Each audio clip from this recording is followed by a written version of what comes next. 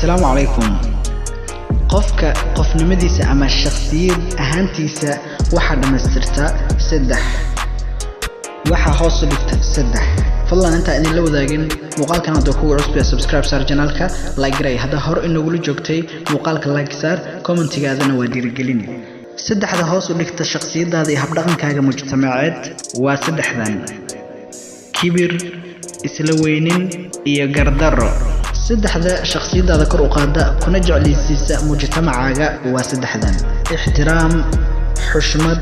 iyo bila gardaro haddii aan 3 hore aan soo sheegay aad mid ka leedahay ama dabeecadahaada ay ku jirto fadlan ka bedel waxaad noqonaysaa qof bulshada ixtiraamta asina ixtiraama haddii dabeecadaada ay ku jirto 3 dambe aan soo sheegay fadlan wax ka bedel ku samee dabeecadaada si aad bulshada ugu hesho ixtiraam iyo xushmad asxaabtayda qiimiga badan muuqaalkan waxa uu talagalay inaan fikirkayga idin kula wadaago haddii aad fikir dheeraad inoo hayso nagu soo wadaag ama nagu soo share garay qaybta comments-ka fikirkaaga waa inuu muhiim insha Allah waa inuu muuqaalkan muuqaalka xiga wassalaamu calaykum waraxmatullaahi wabarakaatuh